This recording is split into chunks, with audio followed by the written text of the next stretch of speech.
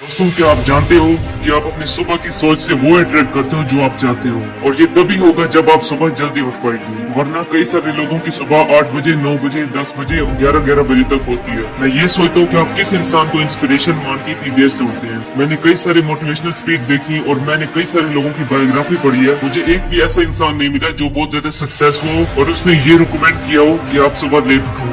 तो किस इंसान को आप इंस्पिरेशन मान के या सीख के आप इतनी लेट उठते हो? दोस्तों, सुबह आपकी जिंदगी का सबसे इम्पोर्टेंट पार्ट है, और अगर आप इसे ही नहीं जी रहे हो तो क्या फायदा जीने का। दोस्तों, इस वीडियो को आगे बढ़ाने से पहले मैं आपको एक कहानी सुनाना चाहूंगा। ये कहानी है गोजन नॉर्मन की। नॉर्मन गोजन जो कि एक फिलोसोफर थे जिन्हें ब्लड कैंसर की शिकायत थी, और उनके डॉक्टर ने भी कह दिया था कि अब आप ज्यादा जिंदा नहीं रह पाएंगे। उन्होंने अपने आप से कमिटमेंट किया कि मैं अपने माइंड की पावर से ठीक करके दिखाऊंगा, और इसके लिए उन्होंने डेली मेडिटेट करना शुरू कर दिया। और मेडिटेट के टाइम पर हर वक्त सिर्फ इसी चीज को विजुलाइज करते हैं कि लाखों करोड़ों की तादाद में मेरे जिस्म में प्रोड्यूस हो रही है और वो कैंसर के सेल को खत्म कर रही है। वो डेली इसी की प्रैक्टिस करते और हर वक्त सिर्फ इसी चीज को विजुलाइज करते रहते हैं। और कुछ ही दिनों के बाद उनकी बॉडी में ऐसी प्रोसेस हुई और कुछ ऐसे नए नए चेंजेस आना शुरू हुए कि उनके डॉक्टर भी हैरान हो गए कि ये कैसे हो सकता है। और फाइनली उन्होंने अपने कैंसर को मात दे दी। This is the power of visualisation. और दोस्तों, ये कोई फेक स्टोरी नहीं है बल्कि एक रियल लाइफ एग्जांपल है। मैं आपको एक और एग्जांपल देता हूँ टाइगर वुड्स का।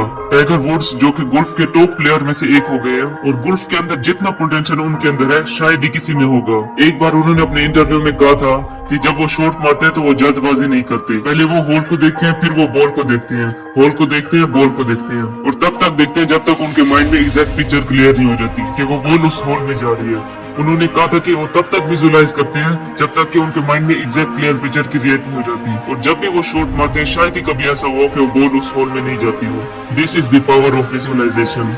अब सवाल यह आता है कि हम इसे कैसे अपनी लाइफ में अप्लाई कर सकते हैं। दोस्तों, सुबह के टाइम पर आपकी कंसंट्रेशन पावर सबसे बिग स्टेप पर होती है, और उस वक्त जो भी आपके माइंड में जाता है वो छप सा जाता है। इसलिए मैं सुबह के टाइम आपको रिकमेंड करूंगा कि इस टेक्निक का यूज करें।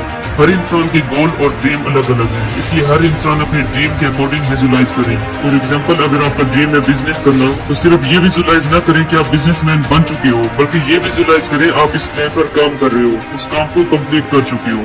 ये भी विजुलाइज करें, क्योंकि आज से 4500 साल पहले बबर की ये बात कही हुई गलत नहीं हो सकती। मेहनत करेंगे तो फल जरूर मिलेगा, और इस मेहनत करने की ताकत वहाँ से आएगी जब कोई बात आपके माइंड में सबकॉन्शियस के अंदर फीड हो जाएगी।